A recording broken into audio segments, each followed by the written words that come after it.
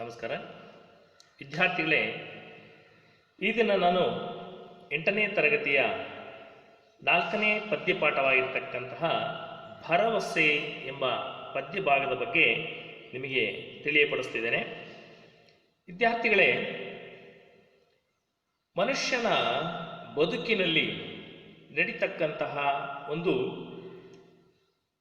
ವಿಷಾದದ ಸಂಗತಿ ಏನಪ್ಪ ಅಂತಂದರೆ, ತನ್ನ ಸ್ವಾರ್ಥಕ್ಕಾಗಿ ಮನುಷ್ಯ ಏನೆಲ್ಲ ಕಾರ್ಯಗಳನ್ನು ಮಾಡೋದಕ್ಕೆ ಹೊರಟಿರ್ತಕ್ಕಂಥದ್ದನ್ನು ನಾವು ಕೇಳಿದ್ದೀವಿ. ಇಂತಹ ಒಂದು ಸನ್ನಿವೇಶದಲ್ಲಿ ಕೆಲವೊಂದು ಜೀವಿಗಳಿಗೆ ಬದುಕುವ ಆಸೆಯೇ ಹೊರಟೋಗುತ್ತೆ. ಅಂತಹ ಸಂದರ್ಭದಲ್ಲಿ ಬದುಕುವಂತಹ ಒಂದು ಭರವಸೆಯನ್ನೇ ಕಳ್ಕೊಂಡ್ಬಿಡ್ತಾವೆ, ಆಸೆಯನ್ನೇ ಕಳ್ಕೊಂಡ್ಬಿಡ್ತವೆ ಆ ಜೀವಿಗಳು. ಅಂತಹ ಒಂದು ಬದುಕಿನ ವಿಷಾದವನ್ನು ವ್ಯಕ್ತಪಡಿಸುವಂತಹ, ನಿರಾಸೆಯನ್ನು ವ್ಯಕ್ತಪಡಿಸುವಂತಹ ಆ ಜೀವಿಗಳಿಗೆ ಬದುಕುವ ಒಂದು ಹೊಸ ಚೈತನ್ಯವನ್ನು ಕಟ್ಟಿಕೊಡ್ತಕ್ಕಂತಹ, ಮುಂದಿನ ದಿನಮಾನಗಳಲ್ಲಿ ಅಂತಹ ಒಂದು ಒಳ್ಳೆಯ ಅವಕಾಶಗಳು ಸಿಗ್ತವೆ ಅಂತಕ್ಕಂಥ ಒಂದು ಭರವಸೆಯನ್ನು ಈ ಕವನದ ಮೂಲಕ ಕವಯಿತ್ರಿಯವರು ತಿಳಿಸಿರ್ತಕ್ಕಂಥದ್ದನ್ನು ನಾವು ಕಾಣ್ಬೋದಾಗಿದೆ. ಬನ್ನಿ, ಈ ಪದ್ಯದಲ್ಲಿ ಕವಯಿತ್ರಿ ಯಾವ ರೀತಿ ತನ್ನ ಅಭಿಪ್ರಾಯಗಳನ್ನು ಹಂಚಿಕೊಂಡಿದ್ದಾರೆ ಎನ್ನುವ ಅಂಶವನ್ನು ನಾವು ನೋಡೋಣ. ಭರವಸೆ ಪದ್ಯ ಭಾಗವನ್ನು ತಿಳ್ಕೊಳ್ಳೋದಕ್ಕಿಂತ ಮುಂಚೆ ನಾವು ಕವಯಿತ್ರಿಯ ಪರಿಚಯವನ್ನು ಮಾಡಿಕೊಳ್ಳೋಣ. ಕವಯಿತ್ರಿಯಾಗಿರ್ತಕ್ಕಂಥ ಬಿ.ಟಿ. ಲಲಿತಾ ನಾಯಕ್ ಇವರು ಚಿಕ್ಕಮಗಳೂರು ಜಿಲ್ಲೆಯ ತಂಗಲಿ ಎಂಬ ತಾಂಡ್ಯದಲ್ಲಿ ಏಪ್ರಿಲ್ 4, 1945ರಲ್ಲಿ ಜನಿಸಿದರು. ಬಂಡಾಯ ಹಾಗೂ ಸ್ತ್ರೀ ಸಂವೇದನೆಯ ಬರಹಗಳ ಮೂಲಕ ಖ್ಯಾತರಾದಂತಹ ಇವರು ಹಲವಾರು ಮೌಲಿಕ ಕೃತಿಗಳನ್ನು ಕನ್ನಡ ಸಾರಸ್ವತ ಲೋಕಕ್ಕೆ ನೀಡಿದ್ದಾರೆ. ಅಂದರೆ ಬಂಡಾಯ ಹಾಗೂ ಸ್ತ್ರೀ ಸಂವೇದನೆಯ ಒಂದು ಬರಹಗಳ ಮೂಲಕ ಖ್ಯಾತರಾಗಿರ್ತಕ್ಕಂಥವ್ರು ಇವರು. ಬಂಡಾಯ, ನಾವು ಕನ್ನಡ ಸಾಹಿತ್ಯದಲ್ಲಿ ಬಂಡಾಯ ಅಥವಾ ಬಂಡಾಯ ಕವಿ ಅಥವಾ ದಲಿತ ಕವಿ ಅಂತಂದು ನಾವು G.S. ಸಿದ್ಧಲಿಂಗಯ್ಯ ಅವರನ್ನು ನಾವು ದಲಿತ ಕವಿ ಅಥವಾ ಬಂಡಾಯ ಕವಿ ಅಂತೇಳಿ ಬಿಂಬಿಸ್ತೀವಿ. ಹೀಗೆ ಬಂಡಾಯ ಸಾಹಿತ್ಯವನ್ನು ರಚನೆ ಮಾಡಿರ್ತಕ್ಕಂತಹ ಹಲವಾರು ಜನ, ಅರವಿಂದ ಮಾಲಗತ್ತಿ ಆಗಿರ್ಬೋದು, ದು ಸರಸ್ವತಿ ಆಗಿರ್ಬೋದು, ಹಾಗೆ ಅವರೆಲ್ಲರ ಸಾಲಿನಲ್ಲಿ ಈ ಬಿ.ಟಿ. ಲಲಿತಾ ನಾಯಕ್, ಕವಯಿತ್ರಿಯಾಗಿರ್ತಕ್ಕಂಥ ಬಿ.ಟಿ. ಲಲಿತಾ ನಾಯಕ್ ಇವರು ಕೂಡ ಅವರ ಸಾಲಿನಲ್ಲಿ ನಿಲ್ತಕ್ಕಂಥ ಒಬ್ಬ ಶ್ರೇಷ್ಠ ಕವಯಿತ್ರಿ ಕೂಡ ಆಗಿದ್ದಾರೆ. ಹಾಗಾಗಿ ಹಲವಾರು ಒಂದು ಮೌಲ್ಯಾಧಾರಿತವಾಗಿರ್ತಕ್ಕಂತಹ ಮೌಲಿಕ ಕೃತಿಗಳನ್ನು ಇವರು ಕನ್ನಡ ಸಾರಸ್ವತ ಲೋಕಕ್ಕೆ ಕೊಡುಗೆಯಾಗಿ ನೀಡಿರ್ತಕ್ಕಂಥದ್ದನ್ನು ನಾವು ಕಾಣ್ಬೋದಾಗಿದೆ. ಇವರು ಬರೆದಿರ್ತಕ್ಕಂಥ ಕೃತಿಗಳಲ್ಲಿ ಪ್ರಮುಖವಾಗಿರ್ತಕ್ಕಂಥವು ಅಂತಂದರೆ ಚಂದ್ರ ಪರಾಭವ, ಭಟ್ಟನ ಕನಸು, ನೆಲೆ ಬೆಲೆ, ನಮ್ ರೂಪ್ಲಿ, ಗತಿ, ಹಬ್ಬ ಮತ್ತು ಬಲಿ, ಇದೇ ಕೂಗು ಮತ್ತೆ ಮತ್ತೆ, ದೇವದುರ್ಗ ತಾಲೂಕು ದರ್ಶನ, ಒಡಲ ಬೇಗೆ ಮೊದಲಾದ ಕೃತಿಗಳನ್ನು ಇವರು ರಚಿಸಿದ್ದಾರೆ. ಇವುಗಳ ಜೊತೆಯಲ್ಲಿ ಶ್ರೀಮತಿ ಬಿ.ಟಿ. ಲಲಿತಾ ನಾಯಕ್ ಇವರು ಮಕ್ಕಳ ಕಥೆಗಳನ್ನು ಮತ್ತು ರೇಡಿಯೋ ನಾಟಕಗಳನ್ನೂ ಸಹ ರಚಿಸಿರ್ತಕ್ಕಂಥ ಒಬ್ಬ ಶ್ರೇಷ್ಠ ಕವಯಿತ್ರಿ, ಕವಿ ಕೂಡ ಆಗಿರ್ತಕ್ಕಂಥದ್ದನ್ನು ನಾವು ಕಾಣಬಹುದಾಗಿದೆ. ಇದರ ಜೊತೆಯಲ್ಲಿ ಒಬ್ಬ ಶ್ರೇಷ್ಠ ರಾಜಕಾರಣಿಯೂ ಆಗಿ, ಮಂತ್ರಿಯಾಗಿ, ಕರ್ನಾಟಕ ಸರ್ಕಾರದಲ್ಲಿ ಮಂತ್ರಿಯೂ ಆಗಿ ಇರ್ತಕ್ಕಂಥ ಬಿ.ಟಿ. ಲಲಿತಾ ನಾಯಕ್ ಇವರು ಕರ್ನಾಟಕ ವಿಧಾನ ಪರಿಷತ್ತಿನ ಸದಸ್ಯೆಯಾಗಿಯೂ ಕರ್ನಾಟಕ ಸರ್ಕಾರದಲ್ಲಿ ಕನ್ನಡ ಮತ್ತು ಸಂಸ್ಕೃತಿ ಇಲಾಖೆಯ ಸಚಿವೆಯಾಗಿಯೂ ಕಾರ್ಯವನ್ನು ನಿರ್ವಹಿಸಿರ್ತಕ್ಕಂಥವರು ಪಿ ಟಿ ಲಲಿತಾ ನಾಯಕಿಯವರು.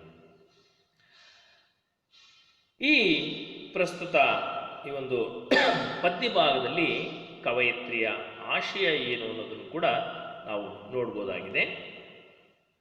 ಆಶಯ ಭಾವ ಏನು ಅನ್ನೋದನ್ನು ಕೂಡ ಕವಯಿತ್ರಿ ಈ ಒಂದು ಪದ್ಯ ಭಾಗದಲ್ಲಿ ಏನು ಹೇಳಿದ್ದಾರೆ ನೋಡೋಣ ಬನ್ನಿ.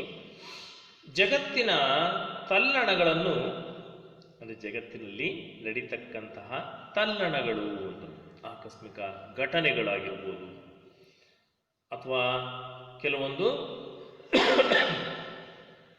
ಸಂಭವಿಸಬಹುದಾಗಿರ್ತಕ್ಕಂತಹ ಅಥವಾ ಸಂಭವಿಸಿರ್ತಕ್ಕಂತಹ ಘಟನಾವಳಿಗಳನ್ನಾಗಿರ್ಬೋದು, ಇವುಗಳನ್ನು ಈ ಮಲ್ಲಿಗೆ ಹೂವು ಮತ್ತು ಕೋಗಿಲೆಯ ಸಂಭಾಷಣೆಯ ಮೂಲಕ ವ್ಯಕ್ತಪಡಿಸುವಂತಹ ಒಂದು ಕವನ ಭರವಸೆ ಅಂತಕ್ಕಂಥದ್ದು. ಲೋಕವಾರ್ತೆಯನ್ನು ನುಡಿಯುವ ಕೋಗಿಲೆಯ ಧ್ವನಿಯಲ್ಲಿರುವಂತಹ ಒಂದು ನಿರಾಸೆ, ಅಂದರೆ ಲೋಕವಾರ್ತೆ, ಜಗತ್ತಿನಲ್ಲಿ ನಡೀತಕ್ಕಂತಹ ಎಲ್ಲ ವಾರ್ತೆಯನ್ನು ಹೇಳುವಾಗ ಕೋಗಿಲೆ ಅದನ್ನು ತಿಳಿಸುವಾಗ ಉಂಟಾಗುವಂತಹ ಒಂದು ನಿರಾಸೆ, ಧ್ವನಿಯಲ್ಲಿರ್ತಕ್ಕಂತಹ ಒಂದು ನಿರಾಸೆಯ ಭಾವವನ್ನು ನಾವು ಈ ಪದ್ಯ ಭಾಗದಲ್ಲಿ ಲೇಖಕಿಯವರ ಒಂದು ಅಭಿಪ್ರಾಯದಲ್ಲಿ ತಿಳಿಸಿರ್ತಕ್ಕಂಥದ್ದು ನಾವು ಕಾಣಬಹುದಾಗಿದೆ. ವಾಸ್ತವಿಕ ಒಂದು ಬದುಕಿನ ಬಗೆಗೆ ವಿಷಾದ ಈ ಕವನದ ಒಡಲು. ವಾಸ್ತವಿಕ ಬದುಕಿನ ವಿವರಿಸಿಕೊಂಡಾಗ ಅದರಲ್ಲಿ ಬರ್ತಕ್ಕಂಥ ಒಂದು ವಿಷಾದ ಮನೋಭಾವ ಈ ಪದ್ಯದಲ್ಲಿರ್ತಕ್ಕಂತಹ ಒಂದು ಒಡಲಾಗಿದೆ. ಇಲ್ಲಿ ಪ್ರಕೃತಿಯ ನೈಜತೆಗೆ ಮನುಷ್ಯನ ಒಂದು ಸ್ವಾರ್ಥ ಹೇಗೆ ಧಕ್ಕೆಯಾಗುತ್ತಿದೆ ಎಂಬ ಆತಂಕವಿದೆ. ನೋಡಿ, ಪ್ರಕೃತಿಯ ಒಂದು ನೈಜತೆ, ನೈಜವಾಗಿರ್ತಕ್ಕಂಥ ಒಂದು ಪ್ರಕೃತಿ, ಆ ಪ್ರಕೃತಿಯ ನೈಜತೆಯನ್ನ ಸಹಿಸಿಕೊಳ್ಳಲಾರದಂಥ ಈ ಮನುಷ್ಯ ತನ್ನ ಸ್ವಾರ್ಥಕ್ಕಾಗಿ ಏನೆಲ್ಲ ಧಕ್ಕೆಯನ್ನು ಮಾಡ್ತಾನೆ ಅನ್ನೋದನ್ನ ನಾವು ಪ್ರತಿನಿತ್ಯ ನೋಡ್ತಾ ಇದ್ದೀವಿ, ಕೇಳ್ತಾ ಇದ್ದೀವಿ, ಮಾಧ್ಯಮಗಳಲ್ಲಿ ನೋಡ್ತೀವಿ, ದಿನಪತ್ರಿಕೆಗಳಲ್ಲಿ ಓದ್ತೀವಿ. ಮನುಷ್ಯ ಹೇಗೆ ತನ್ನ ಸ್ವಾರ್ಥಕ್ಕೆ ಪ್ರಕೃತಿಯನ್ನು ಬಳಸ್ಕೊಂಡಿದ್ದಾನೆ ಅಂತ ಉದಾಹರಣೆಗೆ ಹೇಳಬೇಕು ಅಂತಂದರೆ, ದಿನ ಬೆಳಗಾದರೆ ನಾವು ಕೇಳ್ತಿರ್ತೀವಿ ಮರಗಳ ಮಾರಣ ಹೋಮ, ಕಾಡಿನಲ್ಲಿರ್ತಕ್ಕಂಥವು ದೊಡ್ಡ ದೊಡ್ಡ ಮರಗಳನ್ನೆಲ್ಲ ಕಡಿದು ನೆಲಸಮ ಮಾಡಿ ಮನುಷ್ಯ ತನ್ನ ಸ್ವಾರ್ಥಕ್ಕೋಸ್ಕರ ಅವನ್ನೆಲ್ಲ ಮಾರಾಟ ಮಾಡಿಕೊಂಡು ದಿಢೀರ್ ಶ್ರೀಮಂತನಾಗುವಂಥ ಒಂದು ಬಯಕೆಯಿಂದಾಗಿ ಸ್ವಾರ್ಥಕ್ಕಾಗಿ ಅವನ್ನ ನಾಶ ಮಾಡ್ತಕ್ಕಂಥದ್ದು. ಜೊತೆಗೆ ಭೂಮಿಯನ್ನು ಬಗೆದು ಆ ಮಣ್ಣನ್ನು ಮಾರ್ತಕ್ಕಂಥದ್ದು, ಅದರಿಂದ ಕೋಟ್ಯಾನುಕೋಟಿ ಹಣವನ್ನು ಲೂಟಿ ಹೊಡಿತಕ್ಕಂಥದ್ದು. ಇಂಥ ಎಲ್ಲ ಘಟನೆಗಳನ್ನು ನಾವು ಪ್ರತಿನಿತ್ಯ ಮಾಧ್ಯಮಗಳಲ್ಲಿ ನೋಡ್ತಿರ್ತೀವಿ, ದಿನಪತ್ರಿಕೆಗಳಲ್ಲಿ ಕೇಳ್ತಿರ್ತೀವಿ. ಈ ಒಂದು ಆತಂಕವನ್ನು ಈ ಪದ್ಯ ಭಾಗದಲ್ಲಿ ಕೋಗಿಲೆಯ ಧ್ವನಿಯಲ್ಲಿ ಕವಯಿತ್ರಿ ತಿಳಿಸಿರ್ತಕ್ಕಂಥದ್ದನ್ನು ನಾವು ಕಾಣಬಹುದಾಗಿದೆ. ಈ ಮಣ್ಣಿನ ಗುಣವನ್ನು ಬಿಟ್ಟು ಭ್ರಮೆಯಲ್ಲಿ ಮುಳುಗಿರ್ತಕ್ಕಂಥ ವ್ಯಕ್ತಿಯ ಬಗ್ಗೆ ಇಲ್ಲಿ ಸುಪ್ತ ಪ್ರತಿಭಟನೆ ಇದೆ. ಕನ್ನಡ ನಾಡಿನ ಮಣ್ಣಿನ ಸೊಗಡನ್ನು ಬಿಟ್ಟು ತನ್ನ ಸ್ವಾರ್ಥಕ್ಕೆ ಬಲಿಯಾಗಿ ಅವನು ಏನು ಮಾಡ್ತಾ ಇದ್ದಾನೆ, ಆ ಒಂದು ಭ್ರಮೆಯಲ್ಲಿ ಬದುಕ್ತಾ ದಿಢೀರ್ ಶ್ರೀಮಂತ ಆಗಬೇಕು, ಜಗತ್ತಿನಲ್ಲಿ ನನ್ನಷ್ಟು ಪರಮಸುಖಿ ಇನ್ನೊಬ್ರು ಇರಬಾರದು ಎನ್ನುವ ಒಂದು ಸ್ವಾರ್ಥಕ್ಕೆ ಮುಳುಗಿ ಪ್ರಕೃತಿಯಲ್ಲಿ ಅವನದೇ ಆದಂತಹ ಒಂದು ಅಟ್ಟಹಾಸವನ್ನು ಮೆರಿತಾ ಇದ್ದಾನೆ. ಇದನ್ನ ವಿರೋಧಿಸುವಂತಹ ಶಕ್ತಿಯನ್ನ ಹೊಂದಿಲ್ಲದಂತಹ ಜನ ಈ ರೀತಿಯಲ್ಲಿ ತಮ್ಮದೇ ಆದಂತಹ ಒಂದು ಪ್ರತಿಭಟನೆಯನ್ನ, ಸುಪ್ತ ಪ್ರತಿಭಟನೆಯನ್ನ ಕವನದ ಮೂಲಕ, ಪತ್ರಿಕೆಯಲ್ಲಿ ಲೇಖನದ ಮೂಲಕನೂ ವ್ಯಕ್ತಪಡಿಸ್ತಕ್ಕಂಥದ್ದನ್ನು ನಾವು ಕಾಣ್ತಾ ಇದ್ದೀವಿ. ಹಾಗೆಯೇ ಅಂತಹ ಒಂದು ವಿಷಾದವನ್ನ ಅಥವಾ ಪ್ರತಿಭಟನೆಯನ್ನ ನಾವು ಈ ಒಂದು ಪದ್ಯ ಭಾಗದಲ್ಲಿ ಕಾಣಬಹುದಾಗಿದೆ. ಆದರೆ ಅದೇ ಪ್ರತಿಭಟನೆಯ ಕೊನೆಯಲ್ಲಿ ಆಶಾವಾದದ ಒಂದು ಸಾಂತ್ವನವಿದೆ.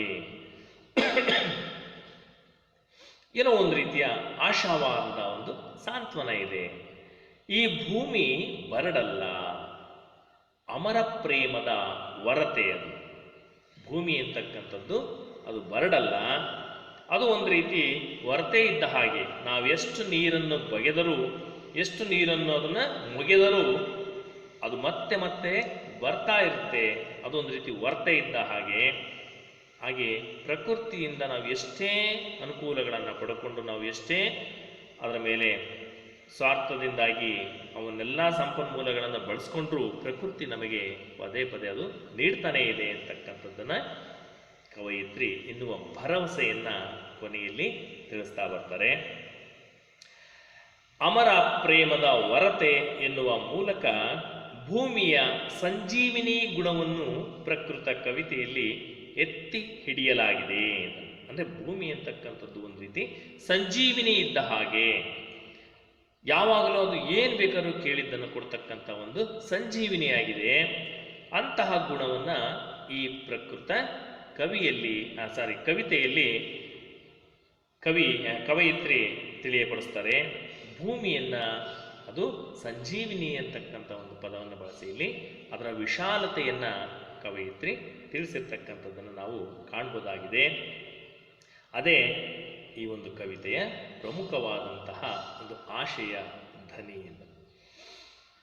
ಪ್ರಸ್ತುತ ಈ ಒಂದು ಕವನವನ್ನು ಬಿ.ಟಿ. ಲಲಿತಾ ನಾಯಕ್ ಅವರ ಬಿದಿರು ಮೇಳೆ ಕಂಟಿಯಲಿ ಬಿದಿರು ಮೇಳೆ ಕಂಟಿಯಲಿ ಎಂಬ ಕವನ ಸಂಕಲನದಿಂದ ಆಯ್ದು ಸಂಪಾದಿಸಿ ಪಠ್ಯಪುಸ್ತಕದಲ್ಲಿ ನಿಗದಿಪಡಿಸಲಾಗಿದೆ. ಬನ್ನಿ, ಅಂದರೆ ಕವಯಿತ್ರಿ ಬರೆದಿರ್ತಕ್ಕಂತಹ ಬಿದಿರು ಮೇಳೆ ಕಂಟಿಯಲಿ ಎಂಬ ಕವನ ಸಂಕಲನದಿಂದ ಪ್ರಸ್ತುತ ಭರವಸೆ ಎನ್ನುವ ಪದ್ಯಭಾಗವನ್ನು ಆರಿಸಿಕೊಳ್ಳಲಾಗಿದೆ. ಮುಂದೆ ಪದ್ಯಭಾಗದ ಪ್ರವೇಶವನ್ನು ನೋಡೋಣ. ಆಧುನಿಕ ಕನ್ನಡ ಕಾವ್ಯ ಮಹತ್ವದ ಘಟ್ಟಗಳಲ್ಲಿ ದಲಿತ ಮತ್ತು ಬಂಡಾಯ ಸಾಹಿತ್ಯ ಚಳುವಳಿಯೂ ಒಂದು. ಅಂದರೆ ಆಧುನಿಕ ಕನ್ನಡ ಕಾವ್ಯ ಮಹತ್ವದ ಘಟ್ಟಗಳಲ್ಲಿ ನಾವು ನೋಡೋದಾದರೆ ಈ ದಲಿತ ಮತ್ತು ಬಂಡಾಯ ಸಾಹಿತ್ಯ ಅಂತಕ್ಕಂಥದ್ದು ಒಂದು ರೀತಿಯ ಚಳುವಳಿಯೂ ಹೌದಾಗಿದೆ. ಚಳುವಳಿಯೂ ಹಾಗಿರ್ತಕ್ಕಂಥದ್ದನ್ನು ನಾವು ಕಾಣ್ತಾ ಇದ್ದೀವಿ. ಅದು ಒಂದು ರೀತಿಯ ವಿಶಿಷ್ಟವಾದಂಥ ಒಂದು ಚಳುವಳಿ. ಬಂಡಾಯ ಸಾಹಿತ್ಯದ ಮೂಲಕ ಚಳುವಳಿಯನ್ನು ಮಾಡ್ತಕ್ಕಂಥದ್ದು. ಈ ಸಾಹಿತ್ಯವು ಚಳುವಳಿಯ ಅರ್ಥದಲ್ಲಿ ಅನ್ವರ್ಥವಾಗಿ ರೂಪುಗೊಂಡಿದ್ದು.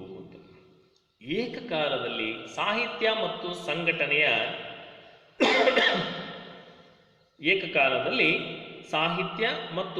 ಸಂಘಟನೆಯ ಸ್ವರೂಪವನ್ನು ತಾಳಿ ಮಹತ್ವದ ನಿರೀಕ್ಷೆಗಳನ್ನು ಹುಟ್ಟುಹಾಕಿದೆ.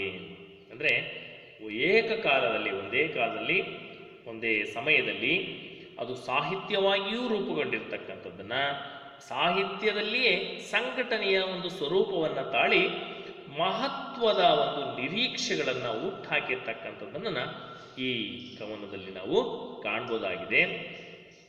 ಜೊತೆಗೆ ಸಮಾಜದಲ್ಲಿ ಶೋಷಿತರ ಪರವಾದಂತಹ ನಿಲುವುಗಳನ್ನು, ಅಂದರೆ ಸಮಾಜದಲ್ಲಿ ಎಷ್ಟೋ ಮಂದಿ ಶೋಷಿತರಿದ್ದಾರೆ, ದೌರ್ಜನ್ಯಕ್ಕೆ ಒಳಗಾದಂತಹ ವರ್ಗಗಳಿದ್ದಾವೆ.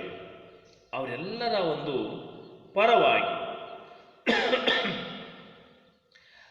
ನಿಲುವುಗಳನ್ನು ಬಂಡಾಯ ಸಾಹಿತ್ಯದಲ್ಲಿ ನಾವು ಕಾಣ್ಬೋದಾಗಿದೆ. ಅಂದರೆ ಅವರ ಪರವಾಗಿ ಧ್ವನಿ ಎತ್ತಿರ್ತಕ್ಕಂತಹ ನಿಲುವುಗಳನ್ನು ತಾಳಿರ್ತಕ್ಕಂತಹ ಒಂದು ಸಾಹಿತ್ಯದಲ್ಲಿ ಈ ಒಂದು ಕವನಗಳಲ್ಲಿ ಕಾಣ್ಬೋದಾಗಿದೆ. ಜೊತೆಗೆ ಈ ಸಾಹಿತ್ಯವು ಸಾಮಾಜಿಕ ಅಸಮಾನತೆಯನ್ನು, ಶೋಷಣೆಯ ಪ್ರತಿಭಟನೆಯ ವಿಷಯವನ್ನು ಒಳಗೊಂಡಿದೆ. ಅಂದರೆ ಸಮಾಜದಲ್ಲಿರ್ತಕ್ಕಂತಹ ಅಸಮಾನತೆ ಅಂದರೆ ಮೇಲು ಕೀಳು ಎನ್ನುವ ಭಾವನೆ ಆಗಿರ್ಬೋದು, ಅಥವಾ ಬಡವ ಶ್ರೀಮಂತ ಎನ್ನುವ ಅಂಶಗಳಾಗಿರ್ಬೋದು. ಇವೆಲ್ಲವನ್ನು ಒಂದು ರೀತಿಯ ಅಸಮಾನತೆಯನ್ನು ಕಾಡ್ತಕ್ಕಂತಹ ಈ ಸಮಾಜದಲ್ಲಿ ಅಸಮಾನತೆಯಿಂದ ಗುರುತಿಸುವಂತಹ ಕೆಲವೊಂದು ವ್ಯಕ್ತಿಗಳನ್ನು ಪ್ರತಿಭಟನೆ ಮಾಡೋದಕ್ಕೆ ಶಕ್ತಿ ಇಲ್ಲದೆ ಈ ರೀತಿಯ ಸಾಹಿತ್ಯದ ಮೂಲಕ ಶೋಷಿತರ ಪರವಾದಂತಹ ನಿಲುವುಗಳನ್ನು ಈ ಬಂಡಾಯ ಸಾಹಿತ್ಯದಲ್ಲಿ ನಾವು ಕಾಣ್ಬೋದಾಗಿದೆ ಎಂದು. ಶೋಷಣೆ ಎನ್ನುವುದು ಕೇವಲ ಮನುಕುಲಕ್ಕೆ ಮಾತ್ರ ಸೀಮಿತವಾಗಿರದೆ ಮಾನವರಿಂದ ಪ್ರಕೃತಿಯ ಮೇಲಾಗುವ ಒಂದು ದೌರ್ಜನ್ಯ, ಇದರಿಂದಾಗುವ ಪರಿಣಾಮಗಳ ಬಗ್ಗೆಯೂ ಸಹ ಮಾರ್ಮಿಕವಾಗಿ ಈ ಸಾಹಿತ್ಯ ಪ್ರಕಾರದಲ್ಲಿ ಚಿತ್ರಿತವಾಗುತ್ತಿದೆ ಅಂತ. ಅಂದರೆ ಈ ಶೋಷಣೆ ಅಂತಕ್ಕಂಥದ್ದು ಬರೀ ಮನುಕುಲಕ್ಕೆ ಮಾತ್ರ ಸೀಮಿತ ಆಗಿಲ್ಲ, ಮನುಷ್ಯರಿಂದ ಪ್ರಕೃತಿಯ ಮೇಲೆಯೂ ಸಹ ಒಂದು ದೌರ್ಜನ್ಯ ನಡೆದಿದೆ. ಇದರಿಂದ ಹಲವಾರು ದುಷ್ಪರಿಣಾಮಗಳು ಉಂಟಾಗ್ತವೆ. ಅವುಗಳ ಬಗ್ಗೆಯೂ ಸಹ ಮಾರ್ಮಿಕವಾಗಿ ಈ ಸಾಹಿತ್ಯ ಪ್ರಕಾರದಲ್ಲಿ ಬಹಳ ಸುಂದರವಾಗಿ ಚಿತ್ರಿತವಾಗಿರ್ತಕ್ಕಂಥದ್ದನ್ನು ನಾವು ಕಾಣ್ಬೋದಾಗಿದೆ. ಪ್ರಕೃತ ಕವನದಲ್ಲಿ ಕೃತಕತೆಯ ಜಾಲಕ್ಕೆ ಸಿಲುಕಿ ಸ್ವಾರ್ಥಿಯಾದ ಮಾನವನು ನಿಸರ್ಗದ ನೈಜತೆಗೆ ಹೇಗೆ ವಿನಾಶಕಾರಿಯಾಗಿದ್ದಾನೆ ಎಂಬ ಪ್ರತಿಭಟನೆಯನ್ನು ವ್ಯಕ್ತಪಡಿಸಲಾಗಿದೆ. ಅಂದರೆ ಮನುಷ್ಯ ತನ್ನ ಒಂದು ಕೃತಕತೆಯ ಒಂದು ಜಾಲಕ್ಕೆ ಸಿಲುಕಿ ಪ್ರಕೃತಿ ನೈಜವಾಗಿರ್ತಕ್ಕಂಥ ಪ್ರಕೃತಿಯ ಮೇಲೆ ಯಾವ ರೀತಿ ದೌರ್ಜನ್ಯ ಅಥವಾ ಧಕ್ಕೆಯನ್ನು ಮಾಡ್ತಾನೆ ಅಂತಕ್ಕಂಥ ಒಂದು ಅಂಶವನ್ನು ನಾವಿಲ್ಲಿ ಕಾಣಬಹುದಾಗಿದೆ.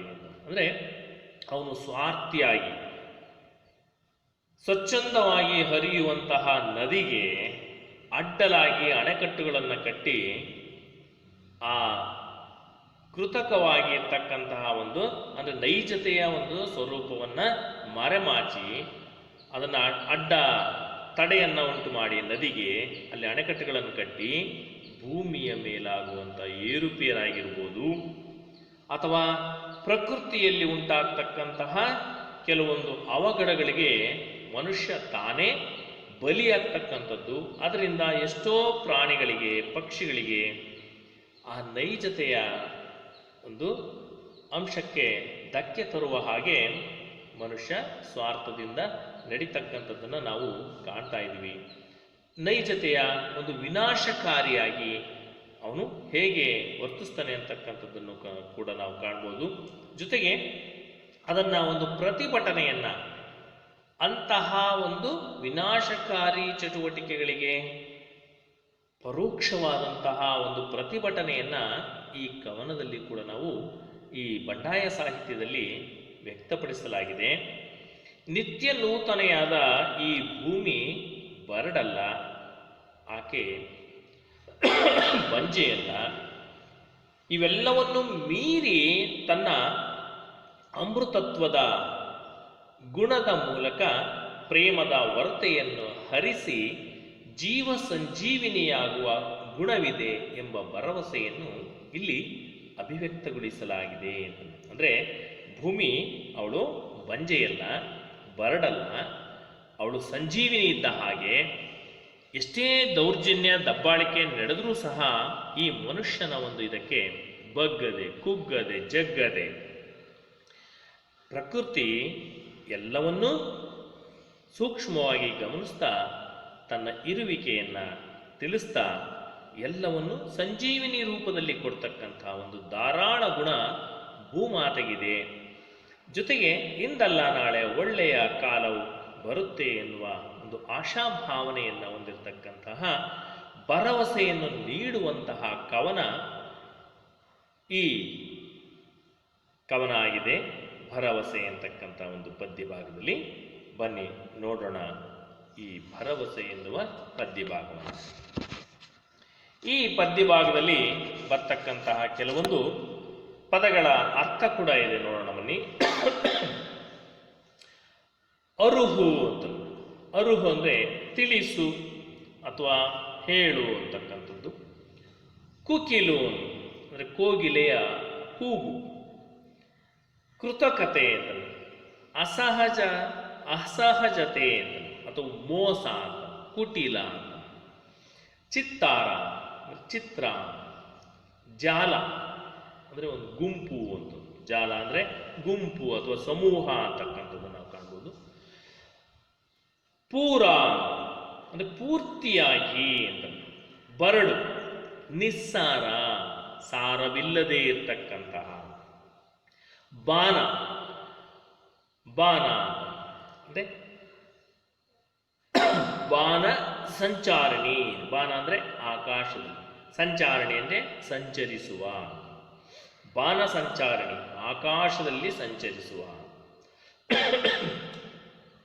ಬಿತ್ತಿ, ಬಿತ್ತಿ ಅಂದರೆ ಗೋಡೆ ಅಂತ. ಭ್ರಮರ ದುಂಬಿ. ಮಾಮರ ಮಾವಿನ ಮರ. ಮೊಗ್ಗು ಅರಳದೇ ಇರುವ ಹೂವು ಅಂತ. ಅರಳದೇ ಇರುವಂಥ ಹೂವು. ಸೊಗಡು, ಸೊಗಡು ಅಂದರೆ ಕಂಪು ಅಂತ, ವಾಸನೆ. ಹೊನ್ಗಣಿ ಅಂದರೆ ಚಿನ್ನದ ಗಣಿ, ಹೊನ್ನಿನ ಗಣಿ ಅಥವಾ ಚಿನ್ನದ ಗಣಿ ಅಂತಂದೇಳಿ. ಇವು ಈ ಪದ್ಯ ಭಾಗದಲ್ಲಿ ಬರ್ತಕ್ಕಂತಹ ಹೊಸ ಪದಗಳ ಅರ್ಥ ಆಗಿದೆ. ಬನ್ನಿ ಪದ್ಯಕ್ಕೆ ಹೋಗೋಣ.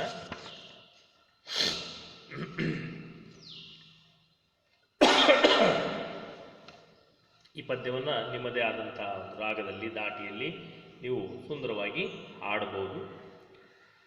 ಕೇಳಿ. ಅರಳಿ ಮಲ್ಲಿಗೆ ಮೊಗ್ಗು ಸುತ್ತ ಗಂಧವ ಚೆಲ್ಲಿ, ಅರಳಿ ಮಲ್ಲಿಗೆ ಮೊಗ್ಗು ಸುತ್ತ ಗಂಧವ ಚೆಲ್ಲಿ, ವಸಂತನಾಗಮನ ಸಾರಿದಾಗ ಮಾಮರದ ರೆಂಬೆಯಲ್ಲಿ ಕುಳಿತಿದ್ದ ಕೋಗಿಲೆಯು ಬೆರೆಸಿತದರೊಳಗೊಂದು ಕುಕಿಲ ರಾಗ. ಅರಳಿ ಮಲ್ಲಿಗೆ ಮೊಗ್ಗು ಸುತ್ತ ಗಂಧವ ಚೆಲ್ಲಿ, ವಸಂತನಾಗಮನ ಸಾರಿದಾಗ ಮಾಮರದ ರೆಂಬೆಯಲ್ಲಿ ಕುಳಿತಿದ್ದ ಕೋಗಿಲೆಯು ಬೆರೆಸಿತದರೊಳಗೊಂದು ಕುಕಿಲ ರಾಗ. ಬಳುಕಾಡಿ ಮಲ್ಲಿಗೆಯು ಕೋಗಿಲೆಯ ಕರೆದಿತ್ತು ಪ್ರಿಯ ಗೆಳತಿ ಹಾಡೊಂದ ಹಾಡೇ. ಬಾನ ಸಂಚಾರಣಿಯೇ ಅನುಭವದ ಹೊಂಗಣಿಯೇ ಲೋಕವಾರ್ತೆಯದೇನು ಹರುಹೇ. ಬಳುಕಾಡಿ ಮಲ್ಲಿಗೆಯು ಕೋಗಿಲೆಯ ಕರೆದಿತ್ತು ಪ್ರಿಯ ಗೆಳತಿ ಹಾಡೊಂದ ಹಾಡೇ. ಬಾನ ಸಂಚಾರಿಣಿಯೇ ಅನುಭವದ ಹೊಂಗಣಿಯೇ ಲೋಕವಾರ್ತೆಯದೇನು ಅರುಹೇ.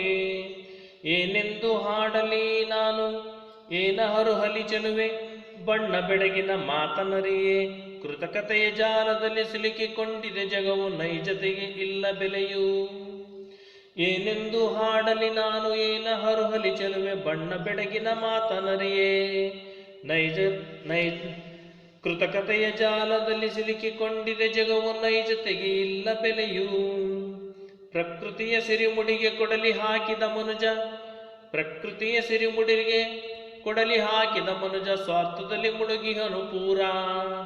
ಬಿತ್ತಿಯಲ್ಲಿ ಬಿಡಿಸುವನು ಗಿಡಬಳ್ಳಿ ಚಿತ್ತಾರ, ಮರತೆ ಬಿಟ್ಟಿಹನು ಮಣ್ಣ ಸೊಗಡ. ಪ್ರಕೃತಿಯ ಸಿರಿಮುಡಿಲಿಗೆ ಕೊಡಲಿ ಹಾಕಿದ ಮನುಜ, ಸ್ವಾರ್ಥದಲ್ಲಿ ಮುಳುಗಿಹನು ಪೂರ. ಬಿತ್ತಿಯಲ್ಲಿ ಬಿಡಿಸುವನು ಗಿಡಬಳ್ಳಿ ಚಿತ್ತಾರ, ಮರತೆ ಬಿಟ್ಟಿಹನು ಮಣ್ಣ ಸೊಗಡ. ಮಾವು ಮಲ್ಲಿಗೆ ಭ್ರಮರ ಮತ್ತದರ ಜೈಕಾರ, ಕವಿ ಕಲ್ಪನೆಯ ಗಾನ ಲಹರಿ. ನಲುಗದಿರು ಇದ ಕೇಳಿ ಬರಡಲ್ಲ ಈ ಭುವಿಯು, ಅಮರ ಪ್ರೇಮದ ವರತೆ ಹರಿಯುವುದು ಉಂಟು ಅಲ್ಲಲ್ಲಿ. ಮಾವು ಮಲ್ಲಿಗೆ ಭ್ರಮರ ಮತ್ತದರ ಜೈಕಾರ, ಕವಿ ಕಲ್ಪನೆಯ ಗಾನ ಲಹರಿ. ನಲುಗದಿರು ಇದ ಕೇಳಿ ಬರಡಲ್ಲ ಈ ಭುವಿಯು, ಅಮರ ಪ್ರೇಮದ ವರತೆ ಹರಿಯುವುದು ಉಂಟು ಅಲ್ಲಲ್ಲಿ. ಹೀಗೆ ಪದ್ಯದಲ್ಲಿ ಕವಯಿತ್ರಿ ತನ್ನ ಅಭಿಪ್ರಾಯವನ್ನು ವ್ಯಕ್ತಪಡಿಸಿರ್ತಕ್ಕಂಥದ್ದನ್ನು ನಾವು ನೋಡಬಹುದಾಗಿದೆ. ಬನ್ನಿ ಒಂದೊಂದಾಗಿ ಪದ್ಯದ ಭಾವಾರ್ಥವನ್ನು ತಿಳಿಯೋಣ. ಅರಳಿ ಮಲ್ಲಿಗೆ ಮೊಗ್ಗು ಸುತ್ತ ಗಂಧವ ಚೆಲ್ಲಿ, ವಸಂತನಾಗಮನ ಸಾರಿದಾಗ ಮಾಮರದ ರೆಂಬೆಯಲ್ಲಿ ಕುಳಿತಿದ್ದ ಕೋಗಿಲೆಯು ಬೆರೆಸಿತದರೊಳಗೊಂದು ಕುಕಿಲ ರಾಗ. ಅಂದರೆ ಮಲ್ಲಿಗೆ ಮೊಗ್ಗುಗಳು ಅರಳಿ, ಮಲ್ಲಿಗೆ ಹೂವು ಅರಳಿದಾಗ ಅದರ ಒಂದು ಪರಿಮಳ ಸೂಸಿ, ಅಂದರೆ ಅದರ ಪರಿಮಳ ಎಲ್ಲ ಕಡೆ ಹರಡಿ ವಸಂತ ಕಾಲದ ಆಗಮನವಾಗಿದೆ ಎಂದು ಸಾರಿದಾಗ, ಅಂದರೆ ವಸಂತ ಕಾಲದ ಆಗಮನದ ಸಂದೇಶವನ್ನು ಮಲ್ಲಿಗೆ ಮೊಗ್ಗುಗಳು ಹರಳಿ ಆ ಸಂದೇಶವನ್ನು ಜಗತ್ತಿಗೆ ಸಾರ್ತವೆ. ಮಾಮರದ ರೆಂಬೆಯಲ್ಲಿ, ಅಂದರೆ ಮಾವಿನ ಮರದ ಕೊಂಬೆಯಲ್ಲಿ ಕುಳಿತಿದ್ದಂತಹ ಕೋಗಿಲೆಯು ಕೋಗಿಲೆಯ ಕೋಗಿಲೆಯು ಅದರಲ್ಲಿ ಕುಕಿಲ ರಾಗವನ್ನ ಬೆರೆಸಿ ಹಾಡಿದಾಗ, ಅಂದರೆ ಮಾವಿನ ಮರದ ಕೊಂಬೆಯಲ್ಲಿ ಕುಳಿತಿದ್ದಂತಹ ಕೋಗಿಲೆ ಮಾವಿನ ಮರದ ಎಳೆಯ ಚಿಗುರನ್ನು ತಿಂದು ತನ್ನ ಧ್ವನಿಯನ್ನ ಅದು ಬದಲಿಸಿಕೊಂಡು ಕುಕಿಲ ರಾಗವನ್ನ, ಅಂದರೆ ಒಳ್ಳೆಯ ಸೃಶ್ರಾವ್ಯವಾದಂತಹ ರಾಗದಿಂದ ಅದು ಕುಹು ಕುಹು ಎನ್ನುವ ಧ್ವನಿಯನ್ನು ಹೊರಡಿಸಿದಾಗ ಕೇಳುವುದಕ್ಕೆ ಮಧುರವಾಗಿರುತ್ತೆ. ಅಂತಹ ಒಂದು ಆ ವಸಂತ ಕಾಲದ ಆಗಮನದ ಸಂಕೇತವಾಗಿ ಮಲ್ಲಿಗೆ ಮೊಗ್ಗು ಹರಳೋದು, ಕೋಗಿಲೆಯ ಧ್ವನಿ ಇಂಪಾದ ಗಾನದಿಂದ ಅದು ರಾಗವನ್ನು ಹೊರಡಿಸ್ತಕ್ಕಂಥದ್ದು, ಎರಡು ಒಂದೇ ಆಗಿರ್ತಕ್ಕಂಥದ್ದನ್ನು ಇಲ್ಲಿ ಕವಯಿತ್ರಿ ತಿಳಿಸಿರ್ತಕ್ಕಂಥದ್ದನ್ನು ನಾವು ಕಾಣ್ಬೋದಾಗಿದೆ. ಅಂದರೆ ವಸಂತನ ಆಗಮನವನ್ನು ಮಲ್ಲಿಗೆಯ ಮೊಗ್ಗು ಅರಳಿ ಪರಿಮಳವನ್ನು ಸೂಸುವುದು, ಕೋಗಿಲೆಯ ರಾಗದ ಒಂದು ಧ್ವನಿ ಬದಲಾವಣೆ ಆಗ್ತಕ್ಕಂಥದ್ದನ್ನು ನಾವು ಈ ಚರಣದಲ್ಲಿ ಕಾಣ್ಬೋದಾಗಿದೆ. ಚಿತ್ರದಲ್ಲಿ ನೋಡ್ಬೋದು ನೀವು ಕೋಗಿಲೆಯ ಚಿತ್ರ ಮತ್ತು ಮಲ್ಲಿಗೆ ಹೂವು ಅರಳಿರ್ತಕ್ಕಂಥದ್ದನ್ನು ನಾವಿಲ್ಲಿ ಕಾಣ್ತಾ ಇದ್ದೀವಿ. ಮುಂದಿನ ಪದ್ಯಭಾಗಕ್ಕೆ ಬನ್ನಿ ಹೋಗೋಣ. ಬಳುಕಾಡಿ ಮಲ್ಲಿಗೆಯು ಕೋಗಿಲೆಯ ಕರೆದಿತ್ತು ಪ್ರಿಯ ಗೆಳತಿ ಹಾಡೊಂದ ಹಾಡೇ. ಬಳುಕಾಡಿ ಮಲ್ಲಿಗೆಯು ಕೋಗಿಲೆಯ ಕರೆದಿತ್ತು ಪ್ರಿಯ ಗೆಳತಿ ಹಾಡೊಂದ ಹಾಡೇ. ಬಾನಸಂಚಾರಿಣಿಯೇ ಅನುಭವದ ಹೊಂಗಣಿಯೇ ಲೋಕವಾರ್ತೆಯ ಅದೇನು ಅರುಹೆ. ಅಂದರೆ ಬಳುಕಾಡುತ್ತಾ ಮಲ್ಲಿಗೆಯ ಹೂವು ಕೋಗಿಲೆಯನ್ನ ತನ್ನ ಹತ್ತಿರಕ್ಕೆ ಕರೆಯಿತು. ಏನಂತ? ಪ್ರಿಯ ಗೆಳತಿಯೇ, ನೀನು ಒಂದು ಹಾಡನ್ನ ಹಾಡು, ನಿನ್ನ ರಾಗ ಚೆನ್ನಾಗಿದೆ, ನಿನ್ನ ಮಧುರವಾದ ಕಂಠದಿಂದ ಒಂದು ಹಾಡನ್ನ ಹಾಡು. ನೀನು ಎಷ್ಟೇ ಆಗಲಿ ಬಾನಸಂಚಾರಿಣಿ, ಅಂದರೆ ಆಕಾಶದಲ್ಲಿ ಯಾವಾಗಲೂ ಸಂಚಾರವನ್ನು ಮಾಡ್ತಾ ಇರ್ತೀಯ. ನಿನ್ನ ಅನುಭವ ಒಂದು ರೀತಿಯ ಹೊನ್ನಿನ ಗಣಿ ಇದ್ದ ಹಾಗೆ, ಬಂಗಾರದ ಗಣಿ ಇದ್ದ ಹಾಗೆ, ಗಣಿಯಲ್ಲಿ ಬಂಗಾರ ಯಥೇಚ್ಛವಾಗಿರುತ್ತೋ ಹಾಗೆ ನಿನ್ನ ಅನುಭವದಲ್ಲಿ ಜಗತ್ತಿನಲ್ಲಿ ನಡೆಯುವಂತಹ, ನೀನೀಗ ಲೋಕದಲ್ಲಿ ಏನು ನಡೆಯುತ್ತಿದೆ ಎನ್ನುವುದನ್ನು ಒಂದು ಹಾಡಿನ ಮೂಲಕ ಹೇಳು ಅಂತಂದೇಳಿ ಮಲ್ಲಿಗೆಯ ಹೂವು ಕೋಗಿಲೆಯನ್ನ ಕೇಳ್ತಾ ಇದೆ. ಬಾನಸಂಚಾರಿಣಿಯೇ ಅನುಭವದ ಹೊನ್ಗಣಿಯೇ, ಅಂದರೆ ಆಕಾಶದಲ್ಲಿ ಹಾರಾಡ್ತಾ ನೀನು ಜಗತ್ತಿನಲ್ಲಿರ್ತಕ್ಕಂಥ ಎಲ್ಲವನ್ನು, ಲೋಕದ ವಾರ್ತೆಯನ್ನು ನೀನು ತಿಳ್ಕೊಂಡಿದೀಯಾ. ನಿನ್ನ ಅನುಭವ ಒಂದು ಗಣಿ ಇದ್ದ ಹಾಗೆ, ಅದ ಲೋಕವಾರ್ತೆಯ ಅದೇನು ಅಂತಕ್ಕಂಥದ್ದನ್ನು ನೀನು ನನಗೆ ತಿಳಿಸು ಅಂತಂದೇಳಿ ಈ ಪದ್ಯ ಭಾಗದಲ್ಲಿ ಆ ಮಲ್ಲಿಗೆಯ ಹೂವು ಕೋಗಿಲೆಯಿಂದ ಲೋಕವಾರ್ತೆಯನ್ನು ತಿಳಿಯುವುದಕ್ಕೆ ಆಸೆ ಪಡ್ತಾ ಇದೆ. ಮುಂದಿನ ಪದ್ಯದಲ್ಲಿ ಏನಾಗಿದೆ ನೋಡೋಣ ಬನ್ನಿ. ಚಿತ್ರದಲ್ಲಿ ಕಾಣ್ಬೋದು ಜಗತ್ತು ಹೇಗಿದೆ ಅಂತಕ್ಕಂಥದ್ದನ್ನು, ಜೊತೆಗೆ ಕೋಗಿಲೆ ಗಿಡದಲ್ಲಿ ಕೂತಿರ್ತಕ್ಕಂಥ, ಮಾವಿನ ಮರದಲ್ಲಿ ಕೂತಿರ್ತಕ್ಕಂಥ ಕೋಗಿಲೆಯ ಚಿತ್ರವನ್ನು ನೀವು ಕಾಣ್ಬೋದಾಗಿದೆ. ಮುಂದಿನ ಪದ್ಯದಲ್ಲಿ ಬನ್ನಿ. ಏನೆಂದು ಹಾಡಲಿ ನಾನು, ಏನ ಹರುಹಲಿ ಚೆಲುವೆ, ಬಣ್ಣ ಬೆಳಗಿನ ಮಾತನರಿಯೇ, ಕೃತಕತೆಯ ಜಾಲದಲ್ಲಿ ಸಿಲುಕಿಕೊಂಡಿದೆ ಜಗವು, ನೈಜತೆಗೆ ಇಲ್ಲ ಬೆಲೆಯು. ಅಂದರೆ ಈ ಒಂದು ಪದ್ಯ ಭಾಗದಲ್ಲಿ ಕೋಗಿಲೆಯ ಒಂದು ನಿರಾಶೆಯ ಧ್ವನಿಯನ್ನು ನಾವಿಲ್ಲಿ ಕಾಣಬಹುದಾಗಿದೆ.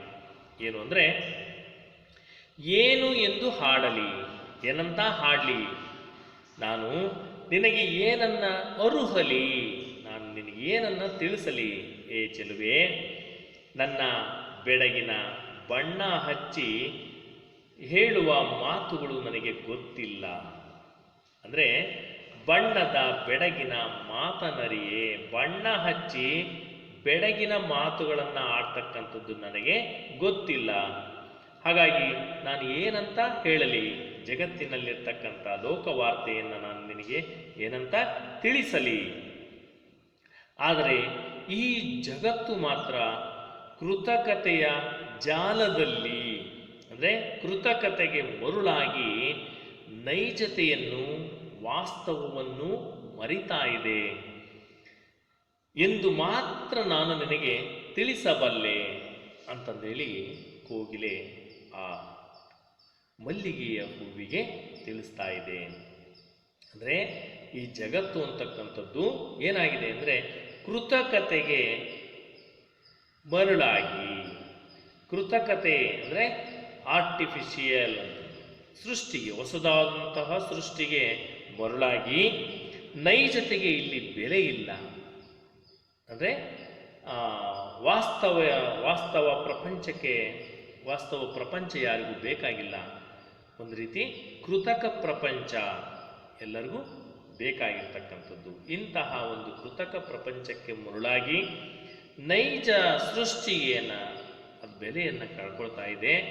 ನೈಜತೆಗೆ ಇಲ್ಲಿ ಬೆಲೆ ಇಲ್ಲ ಅನ್ನೋದನ್ನು ಮಾತ್ರ ನಾನು ನಿನಗೆ ಹೇಳಬಲ್ಲೆ ಅಂತಂದೇಳಿ ಕೋಗಿಲೆ ಅದರ ಧ್ವನಿಯಲ್ಲಿ ವಿಷಾದವನ್ನು ವ್ಯಕ್ತಪಡಿಸ್ತಾ ಅದು ನುಡಿತಾ ಇದೆ. ಬನ್ನಿ ಮುಂದಿನ ಪದ್ಯದಲ್ಲಿ ಯಾವ ರೀತಿ ಸಂಭಾಷಣೆ ನಡೆದಿದೆ ಅಂತಕ್ಕಂಥದ್ದನ್ನು ನೋಡೋಣ. ನೋಡ್ರಿಲ್ಲಿ ಈಗ ಆ ಎರಡು ಚಿತ್ರಗಳಲ್ಲಿ ನೀವು ಕಾಣ್ಬೋದಾಗಿದೆ. ಅಲ್ಲಿ ಪ್ರಕೃತಿ, ನೈಜವಾಗಿರ್ತಕ್ಕಂಥ ಪ್ರಕೃತಿ ಬಿಟ್ಟು ಕೃತಕ ಪ್ರಪಂಚವನ್ನು ಸೃಷ್ಟಿ ಮಾಡಿ ಏನಾಗಿದೆ ಅಂತಂದರೆ ಪ್ರಕೃತಿ ಎಲ್ಲವೂ ನಾಶದ ಅಥವಾ ಅಳಿವಿನ ಅಂಚಿಗೆ ತಳ್ಳಿರ್ತಕ್ಕಂಥದ್ದು ನಾವು ಕಾಣ್ಬೋದಾಗಿದೆ. ಮುಂದಿನ ಪದ್ಯದಲ್ಲಿ ನೋಡೋಣ. ಪ್ರಕೃತಿಯ ಸಿರಿಮುಡಿಗೆ ಕೊಡಲಿ ಹಾಕಿದ ಮನುಜ, ಪ್ರಕೃತಿಯ ಸಿರಿಮುಡಿಗೆ ಕೊಡಲಿ ಹಾಕಿದ ಮನುಜ ಸ್ವಾರ್ಥದಲ್ಲಿ ಮುಳುಗಿಹನು ಪೂರ, ಬಿತ್ತಿಯಲ್ಲಿ ಬಿಡಿಸುವನು ಗಿಡ ಬಳ್ಳಿ ಚಿತ್ತಾರ, ಮರತೇ ಬಿಟ್ಟಿಹನು ಮಣ್ಣ ಸೊಗಡ. ಅಂದರೆ ಪ್ರಕೃತಿಯ ಈ ಸಂಪತ್ತನ್ನು ನಾಶ ಮಾಡ್ತಿರ್ತಕ್ಕಂತಹ ಈ ಮನುಷ್ಯ ಕೇವಲ ಸ್ವಾರ್ಥದಲ್ಲಿ ಮುಳುಗಿ ಹೋಗಿದ್ದಾನೆ.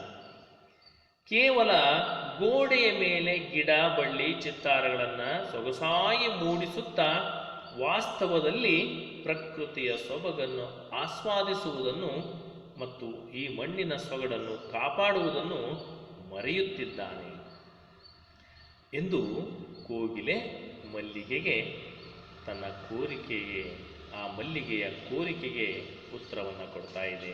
ಅಂದರೆ ಪ್ರಕೃತಿಯಲ್ಲಿ ನೈಜವಾಗಿರ್ತಕ್ಕಂಥ ಈ ಪ್ರಕೃತಿಯ ಸಂಪತ್ತನ್ನು ಮನುಷ್ಯ ನಾಶ ಮಾಡ್ತಾ ಇದ್ದಾನೆ. ಕೇವಲ ಸ್ವಾರ್ಥಕ್ಕಾಗಿ ತನ್ನ ಸ್ವಾರ್ಥದಲ್ಲಿ ಮುಳುಗಿಬಿಟ್ಟಿದ್ದಾನೆ. ಪೂರ್ತಿ ಸ್ವಾರ್ಥಕ್ಕೆ ಮುಳುಗಿ ಪ್ರಕೃತಿಯನ್ನು ಹಾಳು ಮಾಡ್ತಾ ಇದ್ದಾನೆ. ಹಾಳು ಮಾಡಿ ಏನು ಮಾಡ್ತಾ ಇದ್ದಾನೆ? ಗೋಡೆ ಮೇಲೆ ಗಿಡ ಮರ ಬಳ್ಳಿ ಇಂಥ ಚಿತ್ರಗಳನ್ನು ಬಿಡಿಸ್ತಾ ಈ ಮಣ್ಣಿನ ಸೊಗಡನ್ನು ಮರೆತು ಮುಂದಿನ ಪೀಳಿಗೆಗೆ ಏನು ಮಾಡ್ತಾನೆ? ಚಿತ್ರಗಳನ್ನು ಬರೆದು ಕಾಡು ಹಿಂಗಿದೆ, ಗಿಡ ಹಿಂಗಿದೆ, ಮರ ಅಂದರೆ ಹಿಂಗಿರುತ್ತೆ ಅಂತೇಳಿ ಬಿಡಿಸ್ತಾ ಇದ್ದಾನೆ. ಇದು ಅವನ ಸ್ವಾರ್ಥವನ್ನು ಅವನು ಎತ್ತಿ ತೋರಿಸ್ತಾ ಇದೆ. ಈ ಮಣ್ಣಿನ ಸೊಗಡು ಅಂತಕ್ಕಂಥದ್ದನ್ನೆಲ್ಲ ಮರೆತು ಬಿಟ್ಟಿದ್ದಾನೆ ಅಂಥೇಳಿ ಕೋಗಿಲೆ ಆ ಮಲ್ಲಿಗೆಯ ಕೋರಿದ್ದಕ್ಕಾಗಿ ಅಥವಾ ಕೋರಿಕೆಗೆ ಮರು ಉತ್ತರವಾಗಿ ಈ ರೀತಿ ಉತ್ತರಿಸ್ತಾ ಇದೆ ಕೋಗಿಲೆ. ಬನ್ನಿ ಮುಂದಿನ ಪದ್ಯದಲ್ಲಿ ನೋಡೋಣ. ಮಾವು ಮಲ್ಲಿಗೆ ಭ್ರಮರ ಮತ್ತದರ ಝೇಂಕಾರ, ಕವಿ ಕಲ್ಪನೆಯ ಗಾನ ಲಹರಿ, ನಲುಗದಿರು ಇದ ಕೇಳಿ ಬರಡಲ್ಲ ಈ ಭುವಿಯು, ಅಮರ ಪ್ರೇಮದ ವರತೆ ಹರಿಯುವುದು ಉಂಟು ಅಲ್ಲಲ್ಲಿ. ಅಂದರೆ ಮಾವು ಮಲ್ಲಿಗೆ ಭ್ರಮರ ಅಂದರೆ ದುಂಬಿಗಳು, ಅದರ ಒಂದು ಝೇಂಕಾರ, ಜೊತೆಗೆ ಕವಿಯ ಕಲ್ಪನೆಯ ಗಾನ ಲಹರಿ ಈ ಭೂಮಿಯ ಮೇಲೆ ಇದ್ದೇ ಇರುವುದು. ಇವ್ಯಾವೂ ಕೂಡ ನಾಶ ಆಗೋದಕ್ಕೆ ಸಾಧ್ಯ ಇಲ್ಲ. ಅವನು ಎಷ್ಟೇ ದೌರ್ಜನ್ಯ ದಬ್ಬಾಳಿಕೆ ಮಾಡ್ತಾ ಹೋದ್ರೂ ಸಹ ಅದು ಬರ್ನ್ ಆಗೋದಿಲ್ಲ. ಅಂದರೆ ಇವ್ಯಾವೂ ಕೂಡ ನಾಶ ಆಗೋದಿಲ್ಲ, ಭೂಮಿ ಮೇಲೆ ಇದ್ದೇ ಇರ್ತವೆ. ನೀನು ಬೇಸರಿಸಬೇಡ, ಮರುಗಬೇಡ, ಈ ಭೂಮಿ ಬರಡಲ್ಲ. ಎಂದೂ ಬತ್ತದಂತಹ ಎಂದೂ ಬತ್ತದೇ ಇರತಕ್ಕಂತಹ ಇದೊಂದು ರೀತಿ ಚಿರಂಜೀವಿ ಇದ್ದ ಹಾಗೆ, ಜೊತೆಗೆ ಎಂದೂ ಕೊನೆಯಾಗದೇ ಇರತಕ್ಕಂತಹ ಒಂದು ರೀತಿಯ ಸಂಜೀವಿನಿ ಇದ್ದ ಹಾಗೆ ಈ ಭೂಮಿ ಅದು ಅಮರ ಪ್ರೇಮದ ಹೊರತೆ, ಇದೊಂದು ಸಂಜೀವಿನಿ ಇದ್ದ ಹಾಗೆ ಅಂತಂದು ಹೇಳ್ತಾ ಆ ಕೋಗಿಲೆಯ ಬೇಸರವನ್ನ ಮನಗಂಡಂತಹ ಈ ಮಲ್ಲಿಗೆ ಹೂವು ಅದಕ್ಕೆ ಒಂದು ಭರವಸೆಯನ್ನು ಕೊಡ್ತಾ ಇದೆ. ಬೇಸರಿಸಬೇಡ, ಮರುಗಬೇಡ, ಈ ಭೂಮಿ ಯಾವತ್ತೂ ಬರಡಲ್ಲ, ಎಂದೂ ಬತ್ತದ ಅಮರ ಪ್ರೇಮದ ಹೊರತೆ ಇದು, ಅಲ್ಲಲ್ಲಿ ಆದರೂ ಹರಿಯುವುದು ಎಂದು ಕೋಗಿಲೆಯು ಭೂಮಿಯ ಒಂದು ಸಂಜೀವಿನಿ ಗುಣವನ್ನು ಎತ್ತಿ ಹಿಡಿದು ಮಾತನಾಡಿ ತನ್ನ ಆಶಾವಾದವನ್ನು ಅಲ್ಲಿ ವ್ಯಕ್ತಪಡಿಸುತ್ತೆ. ಅಂದರೆ ಆ ಮಲ್ಲಿಗೆ ಹೂವಿಗೆ ಒಂದು ರೀತಿಯ ಧೈರ್ಯವನ್ನು, ಭರವಸೆಯನ್ನು ಹೇಳ್ತಾ ಇದೆ. ಇದು ಈ ಭೂಮಿ ಬರಡಲ್ಲ, ಇದು ಒಂದು ರೀತಿಯ ಅಮರ ಪ್ರೇಮದ ಹೊರತೆ, ನೀನು ಬೇಸರ ಪಟ್ಕೋಬೇಡ. ಹಾಗಂತಂದೇಳಿ ಮನುಷ್ಯನ ಸ್ವಾರ್ಥದಿಂದ ಭೂಮಿಯ ಮೇಲೆ ಆಗ್ತಕ್ಕಂಥ ದೌರ್ಜನ್ಯದಿಂದ ನಾಶ ಆಗ್ತಾ ಇದೆ ನಿಜ, ಆದರೆ ಈ ಭೂಮಿ ತಾಯಿ ಬರಡಲ್ಲ, ಇವಳು ಅಮರ ಪ್ರೇಮದ ಹೊರತೆ ಇದ್ದ ಹಾಗೆ. ಹಾಗಾಗಿ ನೀನು ಬೇಸರ ಮಾಡ್ಕೋಬೇಡ ಅಂತಂದು ಹೇಳ್ತಾ, ಇದು ಒಂದು ರೀತಿಯ ಸಂಜೀವಿನಿ ಗುಣವನ್ನು ಹೊಂದಿರತಕ್ಕಂಥದ್ದು ಅಂಥೇಳಿ ಭೂಮಿಯ ಒಂದು ಸಂಜೀವಿನಿ ಗುಣವನ್ನು ಎತ್ತಿ ಹಿಡಿದು ಮಾತನಾಡಿ ತನ್ನ ಆಶಾವಾದವನ್ನು ಕೋಗಿಲೆಯಲ್ಲಿ ವ್ಯಕ್ತಪಡಿಸ್ತಾ ಇದೆ. ಇದು ಭರವಸೆ ಪದ್ಯ ಭಾಗದಲ್ಲಿ ಕವಯಿತ್ರಿ ವ್ಯಕ್ತಪಡಿಸಿರ್ತಕ್ಕಂಥ ಭೂಮಿಯ ಸಂಜೀವಿನಿ ಗುಣವನ್ನು ಎತ್ತಿ ಹಿಡಿದಿರ್ತಕ್ಕಂತಹ ಜಗತ್ತಿನಲ್ಲಿ ನಡೀತಕ್ಕಂತಹ ದೌರ್ಜನ್ಯ ದಬ್ಬಾಳಿಕೆಗಳನ್ನು ತಿಳಿಸ್ತಾ ಈ ಭರವಸೆ ಪದ್ಯ ಭಾಗದಲ್ಲಿ ಕವಯಿತ್ರಿ ತನ್ನ ಆಶಯವನ್ನು ವ್ಯಕ್ತಪಡಿಸಿರ್ತಕ್ಕಂಥದ್ದನ್ನು ನಾವು ಕಾಣಬಹುದಾಗಿದೆ. ಇದು ನಿಮಗೆ ಪದ್ಯ ಅರ್ಥ ಆಗಿದೆ ಅಂತಂದೇಳಿ ಭಾವಿಸ್ತಾ ಪ್ರಸ್ತುತ ಈ ಒಂದು ಪೂರ್ಣ ಪದ್ಯ ಭಾಗವನ್ನು ರಾಗ ಸಂಯೋಜನೆ ಮಾಡಿ ಸುಂದರವಾಗಿ ಹಾಡಿನ ಮೂಲಕ ವ್ಯಕ್ತಪಡಿಸಿರ್ತಕ್ಕಂಥದ್ದನ್ನು ಈ ಒಂದು ವಿಡಿಯೋವನ್ನು ನಿಮಗೆ ತೋರಿಸುವುದರ ಮೂಲಕ ನಾನು ಈ ಪದ್ಯ ಭಾಗವನ್ನು ಇಲ್ಲಿಗೆ ಮುಕ್ತಾಯ ಮಾಡ್ತಾ ಇದ್ದೀನಿ. ನಮಸ್ಕಾರ. ಮಹಿಳೆಯ ಮೇಲೆ ನಡೀತಾ ಇರುವಂತಹ ದೌರ್ಜನ್ಯ ಮತ್ತು ಈ ಆಧುನಿಕ ಜಗತ್ತಿನಲ್ಲಿ 21ನೇ ಸೆಂಚುರಿಯಲ್ಲಿ ಶತಮಾನದಲ್ಲಿ ಅವಳ ಎದುರಿಗಿರುವ ಸವಾಲುಗಳು, ಈ ಬಗ್ಗೆ ಕೂಡ ನಾವು ಆಲೋಚನೆ ಮಾಡಬೇಕಾಗಿದೆ. 21ನೇ ಶತಮಾನದ ಮಹಿಳೆಯ ಮುಂದಿರುವ ಸವಾಲುಗಳು ಇದು ಇಡೀ ಇಂಡಿಯಾ ದೇಶದ ಜನ ಅಷ್ಟೇ ಅಲ್ಲ, ಇಡೀ ಜಗತ್ತಿನ ಜನ ಆಲೋಚನೆ ಮಾಡುವಂತಹ ಸಂದರ್ಭ ಈಗ ಬಂದಿದೆ. ಅವಳು ಅವಿದ್ಯಾವಂತಳಾಗಿದ್ದಾಗ, ವಿದ್ಯೆಯನ್ನೇ ಕಲಿಯದೇ ಇದ್ದಾಗ ಒಂದು ರೀತಿಯ ಶೋಷಣೆ ಇತ್ತು. ಇವತ್ತು ವಿದ್ಯಾವಂತಳಾಗಿ ರಾಜಕೀಯವಾಗಿ, ಸಾಮಾಜಿಕವಾಗಿ, ಸಾಂಸ್ಕೃತಿಕವಾಗಿ, ಔದ್ಯೋಗಿಕವಾಗಿ ಇಷ್ಟೆಲ್ಲ ಮುಂದುವರೆದರೂ ಕೂಡ ಅವಳು ನಾನಾ ರೀತಿಯ ಹಿಂಸೆಯನ್ನ ಅನುಭವಿಸ್ತಾ ಇರೋದರ ಹಿಂದೆ ನಮ್ಮ ದೇಶದ ಜನಗಳು ಹೆಣ್ಣನ್ನ ಯಾವ ರೀತಿ ನೋಡ್ತಾ ಬರ್ತಾ ಇದ್ದಾರೆ, ಅವಳನ್ನ ಹೇಗೆ ಕೀಳಾಗಿ ಕಾಣ್ತಾರೆ, ಹೆಣ್ಣು ಹುಟ್ಟಿದರೆ ನಮಗೆ ಬಹಳ ತೊಂದರೆ, ಮನೆಹಾಳು ಅನ್ನುವಂಥ ಭಾವನೆ ಇದೆ. ಇದು ಹೆಣ್ಣಿನ ಮುಂದಿರುವ ಸವಾಲುಗಳು ಅನ್ನೋದನ್ನ ನಾವು ಇವತ್ತು ನೆನಪಿಟ್ಕೋಬೇಕಾಗಿದೆ. ಆ ಒಂದು ಜಾಡನ್ನ ಹಿಡಿದು ನಾವು ಸಮಸ್ಯೆಗೆ ಪರಿಹಾರವನ್ನ ಹುಡುಕಬೇಕಾಗಿದೆ. ವರದಕ್ಷಿಣೆ ಆಗಿರ್ಬೋದು, ಬೇರೆ ಬೇರೆ ರೀತಿಯ ಒಂದು ಮದುವೆ ಮಾಡಿದ ಕೂಡ ಹೆಣ್ಣನ್ನ ಹುಟ್ಟಿದಾಗಿನಿಂದಲೇ ಚಿಂತೆ ಶುರುವಾಗುತ್ತೆ ತಂದೆ ತಾಯಿಗಳಿಗೆ. ಹೆಣ್ಣನ್ನ ಹೆತ್ತಿದ್ದೇ ದೊಡ್ಡ ತಪ್ಪೇನೋ ಅನ್ನುವಂಥ ರೀತಿಯಲ್ಲಿ ಇವತ್ತು ಎಷ್ಟೋ ಜನ ನಾನಾ ರೀತಿಯಲ್ಲಿ ಹೆಣ್ಣುಮಗಳನ್ನ ಗರ್ಭದಲ್ಲೇ ನಾಶ ಮಾಡುವಂಥದ್ದು, ಭ್ರೂಣ ಹತ್ಯೆ, ನಂತರದಲ್ಲಿ ಬೇರೆ ಬೇರೆ ರೀತಿಯಲ್ಲಿ ಅವಳಿಗೆ ಹಿಂಸೆ ಕೊಡುವಂಥದ್ದು, ಹೀಗೆ ಹೆಣ್ಣು ಸಂತಾನವನ್ನೇ ಅಳಿಸಿ ಹಾಕುವಂತ ಒಂದು ಪ್ರವೃತ್ತಿ ಯಾಕೆ ನಡೀತಾ ಇದೆ ಅಂದ್ರೆ, ಹೆಣ್ಣಿನ ಬಗ್ಗೆ ಇರುವಂತಹ ಮನೋಭಾವನೆ ಬದಲಾವಣೆ ಆಗಬೇಕಾಗಿದೆ. ಅದನ್ನ ನಾವೆಲ್ಲರೂ ಕೂಡ ಚಿಂತನೆ ಮಾಡಬೇಕಾಗಿದೆ.